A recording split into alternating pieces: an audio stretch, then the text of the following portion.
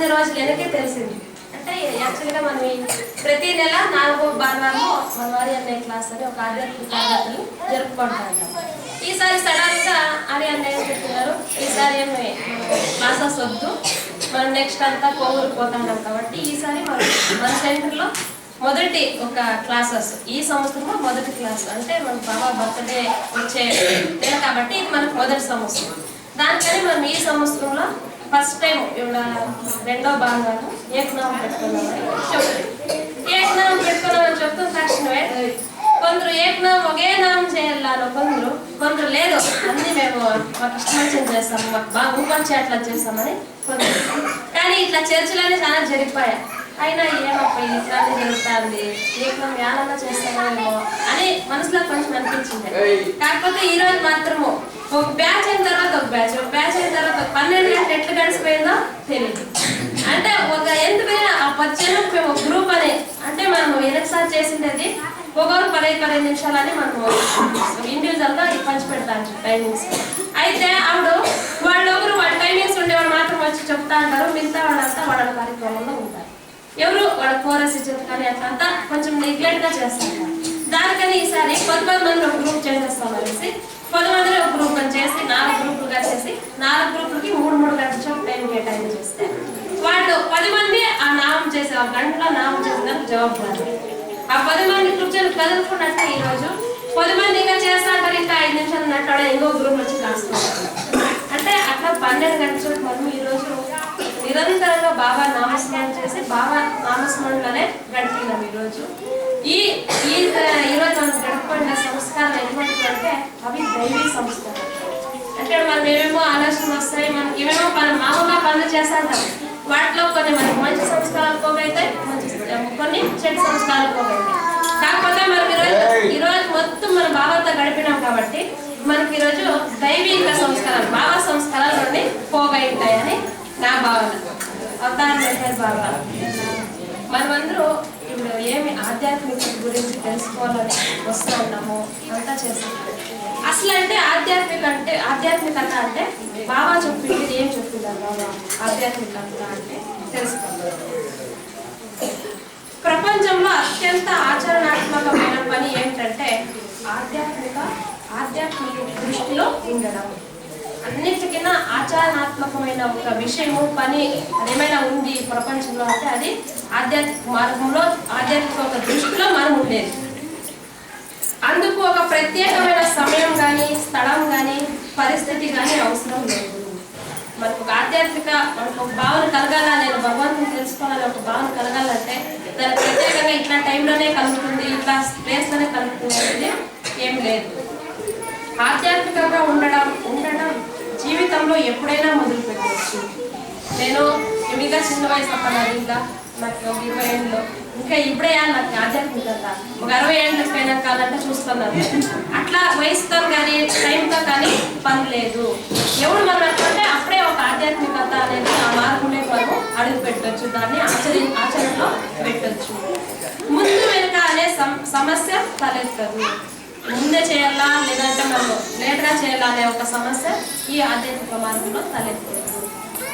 శాశ్వత విలువలు, మారుతున్న పరిస్థితులు, తప్పించుకోగలిగిన సంఘటనలు, నిశ్చయంగా జరిగే సంఘటనలు, వీటి గురించి సరైన అవగాహన కలిగి ఉండడమే ఆధ్యాత్మికతను అర్థం చేసుకునే పద్ధతి.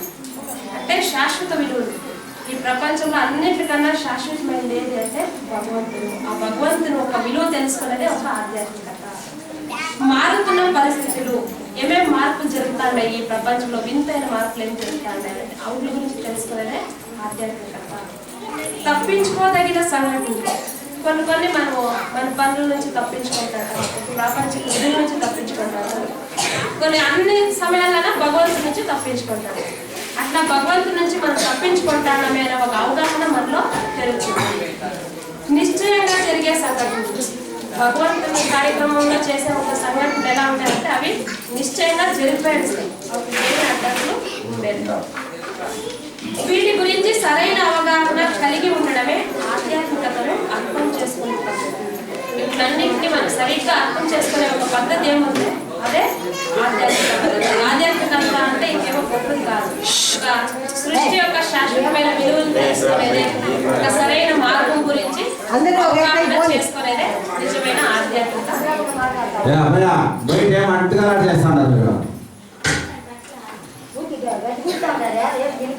ఆధ్యాత్మికత మొత్తం జీవితాన్ని అన్ని కాలాల్లో ఆక్రమించుకుని ఉంటుంది. ఆధ్యాత్మికత అంటే కొంత జీవితం మాత్రం ఆక్రమించుకోండేది. మొత్తము మానవ జీవితం ఏమి ఉందో ఆ జీవితం మొత్తం ఆక్రమించుకుంటుంది. అయినా నిస్వార్థ సేవతో బంధన స్వచ్ఛమైన ప్రేమతో ఆధ్యాత్మికతను చాలా సులభంగా సాధించవచ్చు. ఈ ఆధ్యాత్మికతని ಯಾವ వయసులో కానీ సాధించవచ్చు. అది ఎలా సాధ్యమవుతుందంటే నిస్వార్థమైన సేవ చేయాలి. మళ్ళీ బంధనం ఎరుగని, అసలు ఆ బంధనం అనేది తనకి తెలియకూడదు. అట్లా బంధనం ఎరుగని ఒక ప్రేమతో ఉండాలి. అది బంధనం ఎరుగని ప్రేమ, నిస్వార్థ సేవ, ఈ రెండు చేస్తే ఆధ్యాత్మికతను సాధించవచ్చు. అది ఏ వయసులోనైనా పర్వాలేదు. ఆచరణాత్మకమైన ఆధ్యాత్మికత అంటే మనస్సును శరీరాన్ని పరిశుభ్రంగా ఉంచుకోవడం. ఆధ్యాత్మిక ఒక ఆచరణలో ఉన్నామంటే మన మనస్సుని శరీరాన్ని రెండింటిని పరిశుభ్రంగా ఉంచుకోవడం.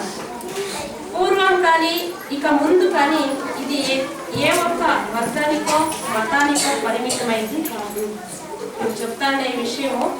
ఇప్పుడు ఇందుకు ముందు ఎవరికో చెప్పిండే విషయమో లేదంటే ఇంకా భవిష్యత్తులో వచ్చే ఎవరో మానవాళి కోసం చెప్పే విషయము కాదు.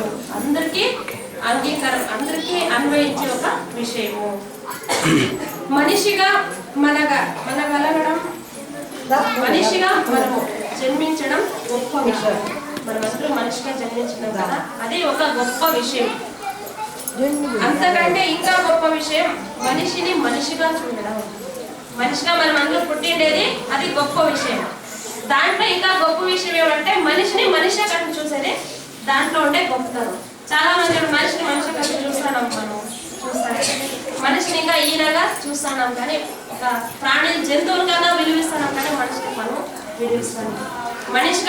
మనిషిని మనిషిగా చూసేదే నిజమైన గొప్ప విషయం. మనిషిగా పుట్టిండే దానికన్నా గొప్ప విషయం. ఆధ్యాత్మికత యొక్క పరమ లక్ష్యం మానవుని పరిపూర్ణ మానవుడిగా తీర్చిదిద్దడమే. ఆధ్యాత్మికత దాని యొక్క లక్ష్యం ఏమంటే ఒక మనిషి ఏం పుట్టింది కదా, ఆ మనిషిని పరిపూర్ణ మానవుడిగా తీర్చిదిద్దడం. అంటే ఆయన నేనెవరు అనే ప్రశ్నకు ఆన్సర్ తెలుసుకునే వరకు ఆయన తీసుకున్నాను. అంటే నేను భగవంతుడు అనే ఒక ఉనికి తనలో రావాల. అది తెచ్చే వరకు ఆధ్యాత్మికత అది వదిలేదు, దాని కర్తవ్యం. ఇలా బాబా ఆధ్యాత్మికత గురించి చెప్తూ బాబా ప్రతి ఒక సంవత్సరం బాబా బర్త్డే అప్పుడు బాబా ఉన్నప్పటి నుంచి జరుపుతాడు. చాలా గ్రాండ్గా ఎంతో మంది వేలాది మంది వచ్చి బాబా దర్శనాలు చేస్తాడు. ఆ రోజు ఎంతో మనం రాజమండ్రిలో చదువుకుంటాడు, ఎంత గ్రాండ్గా చేస్తాడు ఆ బాబా. అప్పుడు ప్రతి సంవత్సరం బాబా బర్త్డే రోజు ఒక మెసేజ్ ఇస్తాడు ప్రేమికులందరూ. దాంట్లో 1931వ సంవత్సరం ఇచ్చిన ఒక మెసేజ్ ఏమంటే, ఎంతకాలం అయితే ప్రజలు ఏమాత్రం విలువలేని ఆచారాన్ని కర్మకాండాలని విడవకుండా పాటిస్తూ ఉంటారో అంతకాలం వారు మతం యొక్క మౌలిక తత్వాన్ని గ్రహించలేదు. ఎంతకాలం అయితే ఈ మతము మా మతం, హిందూ మతం, ముస్లిం మతం, ఆ మతం, ఈ మతం అని ఆ సంస్కార ఆ ఒక మత సంప్రదాయాలకి కర్మకాండాలకి లోబడి ఉంటారో అంతవరకు వాళ్ళు మతం ఒక నిజమైన సారాంశం వాళ్ళు తెలుసుకోలేరు, గ్రహించలేరు. ప్రపంచంలో మతానికి సంబంధించిన సిద్ధాంతాలు, శాస్త్రాలు అనేకం ఉన్నా జాగ్రత్తగా పరిశీలించి చూస్తే ఉన్నది ఒకే మతమే అన్న సంగతి బోధపడుతుంది. అన్ని మతాలు వేరువేరుగా ఉంటాయి, అందరికీ మనందరికీ వేరువేరుగా అనిపిస్తూ ఉంటాయి. కానీ అన్ని మతాలు చెప్పిన ఒక సిద్ధాంతాలు, అవి ఆచరించే ఒక ఏమి కర్మకాండాలు అవి ఏం చెప్తామో అవన్నీ మనం నీట్గా అర్థం చేసుకుంటే అన్ని మతాలు దాంట్లో ఉండే సారాంశం అంతా ఒకటే. కాబట్టి మన ఈ ప్రపంచంలో ఉండేదంతా ఒకే మతమే అని మనకి ఉన్నతమైన వ్యక్తిత్వం, మానసిక పరిశుభ్రత, భగవంతుని ఎడల ప్రేమ, సత్యాన్ని చేరుకోవాలనే తపన ఈ ఒక్క మతంలోనే ఇమిడి ఉన్నది. ఈ ఒక్క మతం ఉంది కదా, ఈ ప్రపంచం అంతటికీ ఒకే మతము. ఆ మతంలో ఏమేమి ఉంటాయంటే ఉన్నతమైన వ్యక్తిత్వం. వ్యక్తిత్వం అంటే చాలా రకాలు ఉన్నాయి. వ్యక్తిత్వం ఒక నీచమైన వ్యక్తిత్వం, ఉన్నతమైన వ్యక్తిత్వం, మధ్యమమైన వ్యక్తిత్వం. ఇక మతము దాంట్లో మనము మతం గురించి తెలుసుకోవడం అంటే దాంట్లో మనకి ఉన్నతమైన వ్యక్తిత్వం ఉంటుంది. మానసిక పరిశుద్ధత ఉంటుంది. మనసులో ఏమి దురుద్దేశాలు ఏమి ఉంటాయి. భగవంతుని ఎడల ప్రేమ, సత్యాన్ని చేరుకోవాలనే తపన ఈ ఒక్క మతంలోనే ఇమిడి ఉంటుంది. భగవంతుల్లో చేరుకోవాలనే ఒక తపన ఉంటుంది, భగవంతుని కోసం ఒక ప్రేమ ఉంటుంది. ఆ రెండు ఏంటో చెప్తామంటే అంటే మనం ఏం మతం చెప్తుంటామో ఆ ఒక సత్యమైన మతంలోనే ఉంటాయి. ఈ మతం ప్రపంచంలో అందరూ జనులకు వర్తించే విధంగా ఉండాలంటే ఇప్పుడు ఉన్న వర్ణ నిరంకుశత్వం, పూజారి వ్యవస్థ, కూపటి వేళ్లతో సహా వెళ్ళాలి. ఇప్పుడు ఇదంతా మతం గురించి ప్రతి ఒక్కరికి బాగా అర్థం కావాలంటే ఏం కావాలంటే అందరికీ ఇది వర్తించాలి మతం. అప్పుడు అది అందరికీ వర్తించాలా, బాగా అర్థం కావాలి మతం అంటే ఇప్పుడే మనకి పూజారి వ్యవస్థ ఉందో ఇప్పుడు మనపై భగవంతుడు మొక్కాలంటే మనకి భగవంతుడికి అడ్డుగా పూజారి, మనపై పూజారి ఇచ్చేది, పూజారిపై మన మాటలన్నీ పై భగవంతుడు చూపారు. అంటే మనకు మధ్యలో మీడియేటర్ అన్నమాట, మధ్యవర్తి అంటామే. అట్లా మనము ఇట్లా పూజారుల్ని ఎవరైనా మనము కర్మకాండాలు నమ్ముతాంటామో అంతవరకు మనము నిజమైన ఒక మతం యొక్క సారాంశాన్ని మనము తెలుసుకోలేము అని బాబా 1931 సంవత్సరంలో ఈ మెసేజ్ చూపిస్తారు. ఇంకా లాస్ట్ బాబా 1969 సంవత్సరంలో అంటే అప్పుడే 69 జనవరి 31 బాబా బాడీ డ్రాప్ చేసింటారు. అయినా 1969 బాబా బాడీ డ్రాప్ చేసినాక ఫస్ట్ మెసేజ్ కదా, ఆ మెసేజ్ 1969 మెసేజ్ ఏమంటే భగవంతుడి నుండి ఏదో ఆశించి భగవంతుడిని ప్రేమించడం నిజంగా అతన్ని ప్రేమించడం కాదు. నాకేదో బాబా అయిపోద్దు, ఏమని అయిపోద్దు, బాబాకి పూలేస్తాను, ఆపిస్తాను, ప్రార్థన చేస్తాను, ఏమేమో చేస్తాను బాబా కోసం, అది నా బాబా మీద ప్రేమతో చేస్తాను.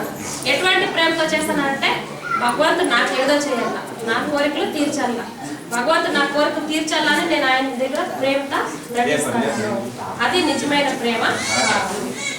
భగవంతుడి నుండి నీవు ఏదో ఆశించి నీవు దేనిలో త్యాగం చేయడం ఎలా ఉంటుందంటే గుడ్డివాడు చూపు కోసం తన కళ్ళను త్యాగం చేయడంలా ఉంటుంది.